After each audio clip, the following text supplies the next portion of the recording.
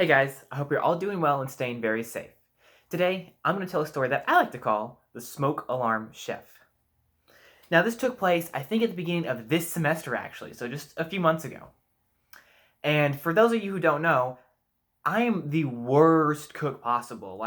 There's only two things I can make: a bowl of cereal and ramen noodles. And even with the ramen noodles, I still mess them up. I am an awful cook. I cannot cook anything. And my poor mom, she has tried to teach me all that she can. She has tried to impart her genius, almost like Gordon Ramsay style cooking onto me. And it just goes in one ear and right out the other. I mean, I can't understand it for the life of me. So when I headed off to MTSU and started to live in my apartment, she's like, okay, listen, I'm going to make things easy on you because you need to eat healthy up there. You need to eat at home a lot. So she took napkins and papers and she just wrote down a lot of recipes. And one of the recipes she wrote down was for her homemade meatloaf, which is probably one of my favorite things that she makes. And it's not that difficult, it really isn't. You basically just take a slab of ground beef, kind of roll it into like a loaf shaped, roll it in breadcrumbs, throw it in some egg, and put it in the oven and let it go. And then when it's done, you can like garlic it, salt and pepper. It's really, really good. But it's super easy to make. Like, it's not that difficult to make. And she wrote a step-by-step thing. Step 1, buy this. Step 2, buy this. Step 3, do this. I mean, unbelievably simple steps. Like a toddler could do this. Because she knew who she was talking to. Me. So she wrote it down, and she wrote out all the steps. And one of the days in this semester, I got hungry, and I would think it was on one of the breaks, on Christmas break. And I was like, I'm just kind of bored, and I'm hungry, so let's try this out. So I grabbed the stuff I needed, and I was going well. I made a huge mess around the kitchen, egg stuff, egg whites on the counter, crumbs on the floor. I mean, ground beef probably on the ceiling. Who knows with me at this point in time? So I'm doing the best I can. I am messing everything up along the way. I can't cook.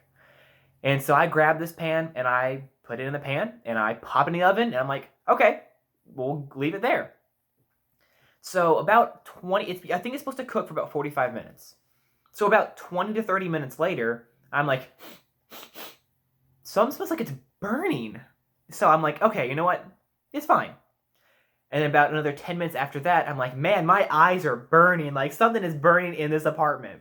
So I run to the kitchen, and I check my meatloaf, and it's like, okay, I mean, it doesn't look burnt. I mean, I can't really tell. But I pull that thing out of the oven, I pop it up there.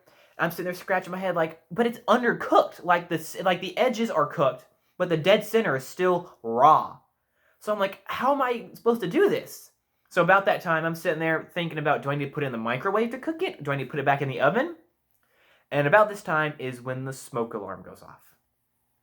And it goes off for the entire apartment building. Not just my little area, not just my room, the entire apartment. And so by this time, I'm like, oh, crap, dude. How am I supposed to turn this off? Because it's smoking in my apartment. Like, it's all in here.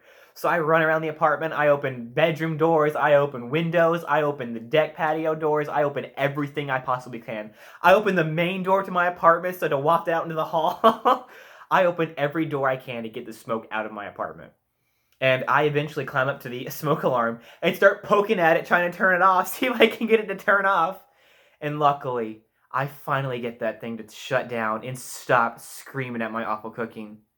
It took forever, and I was scared to death the fire department was going to wheel his weight in there and be like, what moron set up the smoke alarm? In the middle of winter even, like, how stupid do you have to be? And so I was terrified. To make matters worse, about an hour after the smoke alarm went off, a fire truck came to my apartment complex. And I was like, oh my god, this is where it ends. This is where I die. This is just what happens to my life. I get arrested for setting the smoke alarm off, false calling the fire department. I'm freaking out. And I'm just terrified for my own safety, and I don't know why I am, but I am. But then I realized something. They're not at my building. They're at a different building. Like the one down the road from me. So they didn't even come for my stuff. I was terrified they were there for me, gonna knock on my door like, what moron set something on fire in here? But they weren't even there for me. They were there for some other poor sap who set the smoke alarm off on the building next down. So when I looked out the window, I was like, oh My heart sank, and I felt a wave of relief, just like they're not there for me today. But yeah, and so to this day, I still refuse to cook that, and I still refuse to cook anything else. I have actually learned to make tacos, but that's about it. That's the only thing I've actually learned to cook without setting the smoke alarm off. And I probably won't learn anything else to cook because I'm not a good Gordon Ramsay like my mom.